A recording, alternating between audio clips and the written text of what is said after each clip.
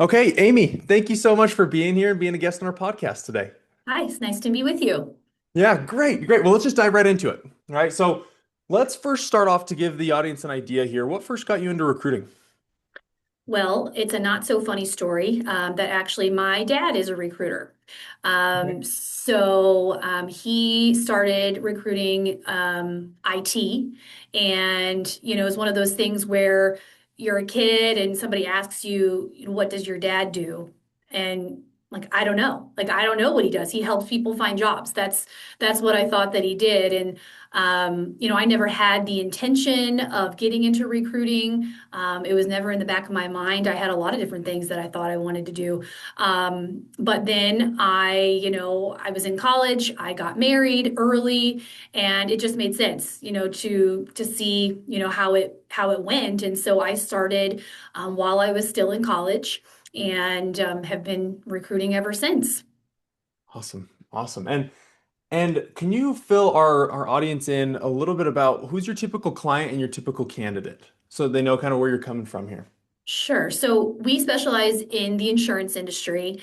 And so we work all levels, all titles within the industry. So we work with insurance companies, third-party administrators, brokers, agencies, even corporations that have insurance positions like risk managers, or sometimes they have their own claims people on staff. So we do all of that. Yeah.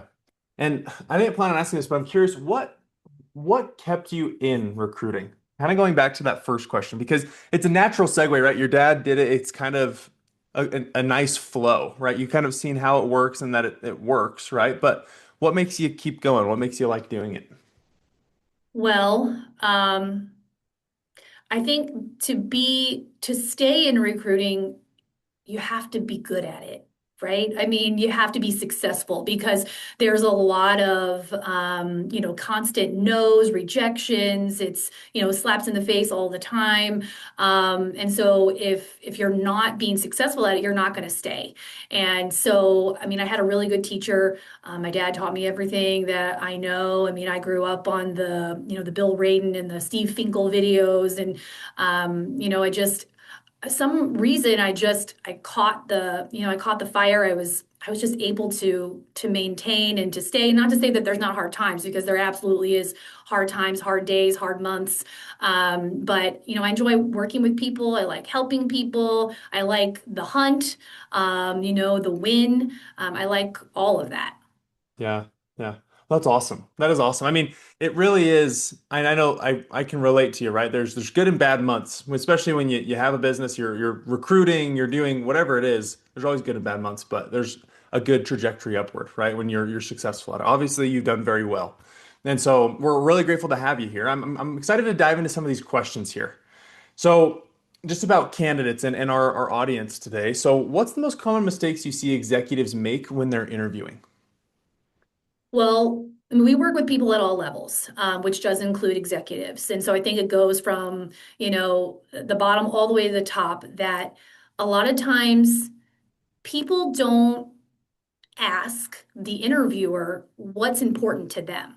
They're just going on talking about what maybe the job description talks about as being important, and they don't really find out what the interviewer is looking for and then sell to that need. So, just like a resume can't tell the entire story about a person, a job description can't either. And so, one really important thing that I coach my candidates on is in the beginning of the conversation, let's find out what is important to you. What are you looking for in the ideal candidate? And then you sell to that need.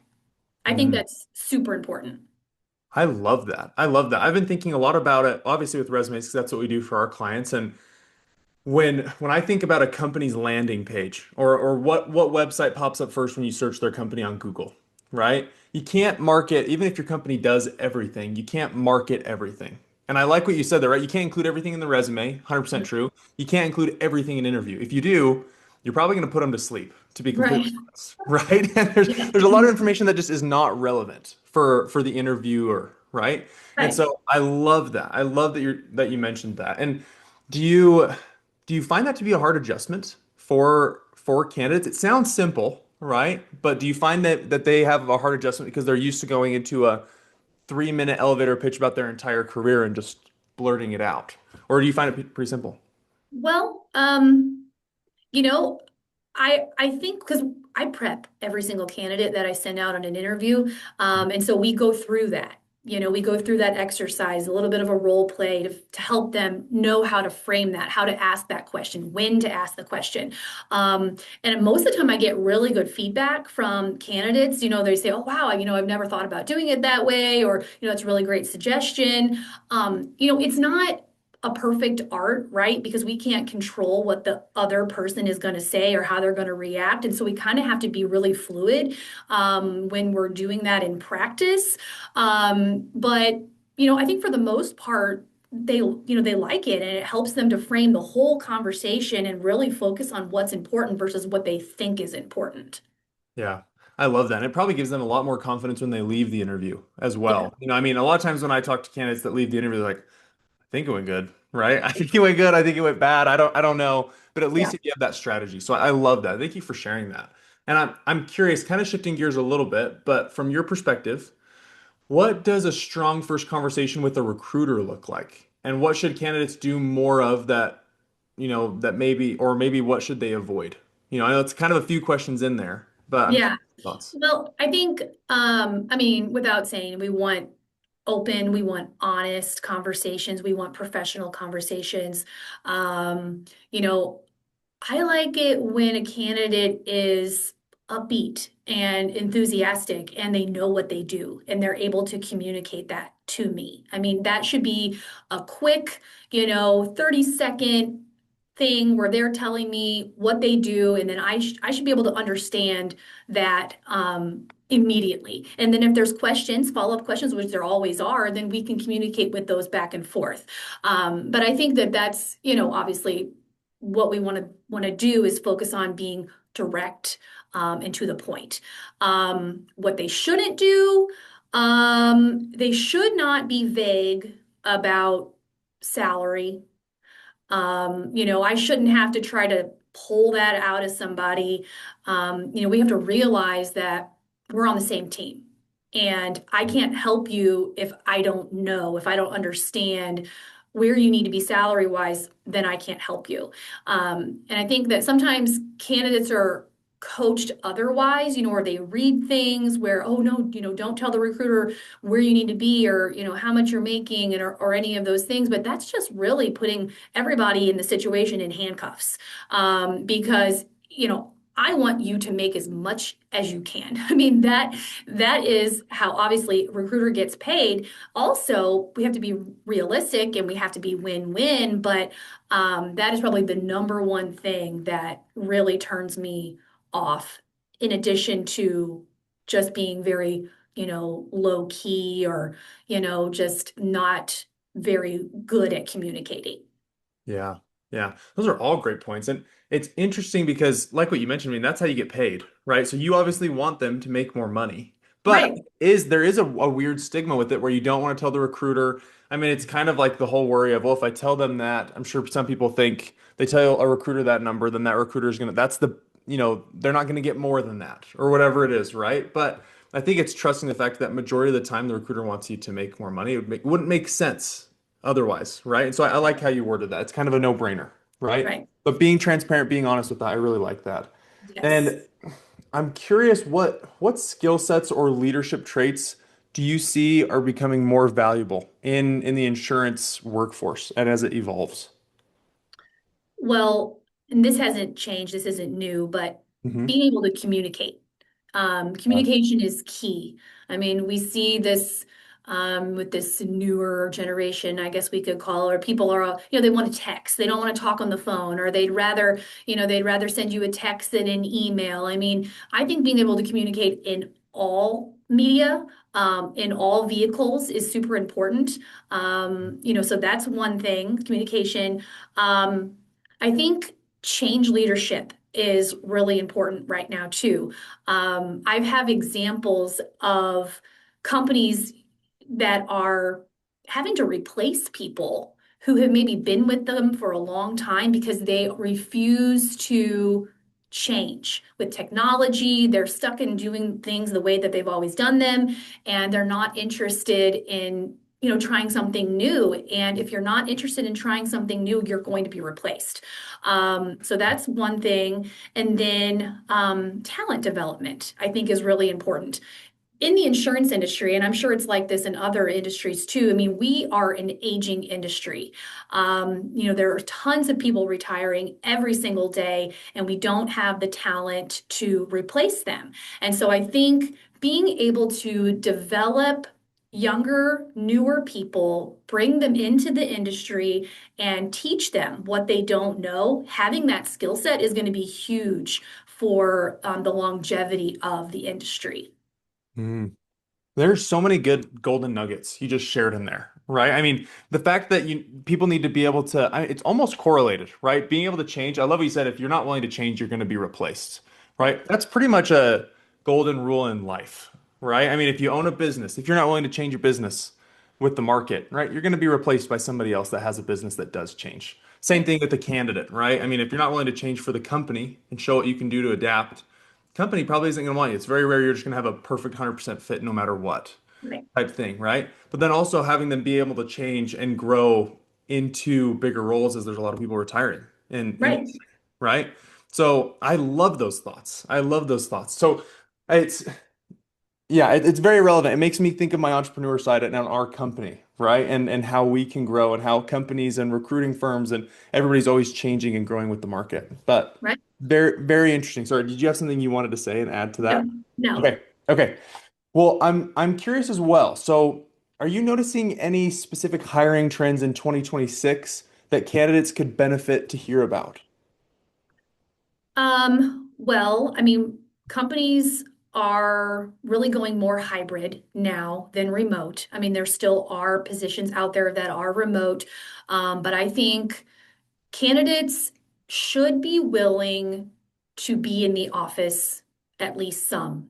If Hmm. it's a local type of situation. I mean, you can't just be, oh, I'm only interested in 100% remote positions, because you may not find that. So I think that's one thing to be open. And also, if you're not going into the office, you're not being seen. And if you're really career oriented and you want to grow, you have to be seen. Hmm. So that's something to keep in mind. Stability. Companies are still looking for candidates that are stable. Um, Changing jobs every year is not a good thing. I recruit people for a living. Obviously, I want people to be open to change, but not every year, not every 18 months. I mean, you need to look at positions and blocks of time.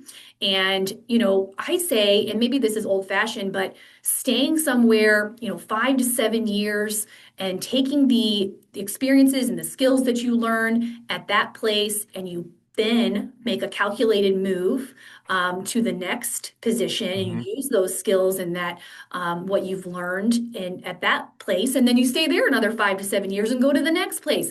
It's all about stepping stones, and I think that that is really important for candidates to understand, is that you don't want to look like a job hopper. Yeah. Yeah. It makes me think of there's always a balance in everything, right? There's a happy medium, right? Moderation in it. And I'm curious because we were talking about your post that you just posted yesterday, right? And you've had a couple awesome posts. I mean, obviously more than a couple, but just the ones that I've been reading recently. But there's one you're talking about change, and this relates back to the happy medium or the balance in it, where you don't want to be afraid to change. You talked about being the devil that is more comforting than the unknown future, Right, right? And the change that's out there. right. But also you don't want to change too much, right? And so you need to find the happy medium where you're not bouncing and hopping because you don't want to look like you're just taking everything for a higher salary, whatever's best for you. You do want to show that you can actually help the company that you're bringing on. I'm sure that helps the recruiter feel confident in placing you, and Yeah, I'm sure it also helps the company know that you're actually bringing some value to the company yeah. itself. Yeah, and it shows that you're not just jumping when maybe things get hard, or, maybe you're bored, I mean, or not content. I mean, and I'm not saying that any of those are not valid things, but we have to be able to show that we can work through things. I mean, we have to Mhm. do that in our relationships and in our marriages and all the things that we go through in life. And you can't just throw your hands up and go to the next job every single time, somebody makes you mad or, whatever it is. Right. So it is really important to show that stability and yeah, I mean, it is always easier to stay where you are. I mean, especially we look at those candidates that have been where they are for a long time, right? Once a person has been at their job, I think the statistic is more than 7 years. It is. It becomes more unlikely that they're going to actually make the move. But that's the way you stay fresh, is by making Mhm. those calculated moves so you don't become stagnant. And I think that just goes back to what we talked about before, looking at things in blocks of time, because you can stay somewhere too long and you don't want to do that either. Yeah. Yeah. I mean, it kind of relates back to what you're talking about with going into office, with hybrid and remote roles and fully in-person roles. And, if you have a focus on your career, your trajectory, you also need to keep in mind how long you're staying at companies, right? Not too long, not too short, right? There is, again, a happy medium in there. And thinking Right, about how recruiters, how hiring managers are going to look at you and your brand and being able to kind of remove yourself. I think a lot of people struggle to look at their story and see what's relevant, what helps them, what doesn't help them, and how they can adjust and adapt to improve that to help them in their career. I think it's right, it's really hard to be transparent or unbiased when it's your own story, right? right. So, Yeah. really interesting. I'm curious, with companies trying to attract top talent in a really competitive market, what do you think is most often overlooked? Well, I mean, one thing is that companies need to realize and understand that recruited talent is interviewing them as much as they're being interviewed. And so, Mm, we have to move away from this mindset of, well, why do you want to come to work for us? I don't know. Why should I come to work for you? Tell me, what are the reasons? And so that's something really important that they need to remember. And then also, we have to give people reasons to make a change other than just money. So, maybe we hire the person that isn't the exact fit, but they have the potential. They check most of the boxes, but not all of them. And that gives them a reason to leave where they are and come over to your organization so that they can learn and grow. I think that those mm. are some really important things to remember. Yeah. Yeah, that's really interesting to think about because You you do see, every single side, hey, if you have somebody that just goes into an interview and says, "Hey, why should I work for you?" The company also needs to show why they should be working for them, vice versa, right? There's a really good, again, maybe I'm just hinting at balance too much in this, but I do think But that it is. there is a balance, right? And it's you can't not know about the company and then ask that question, right? You have to know about the company, you have to show that you did your research, you know the company.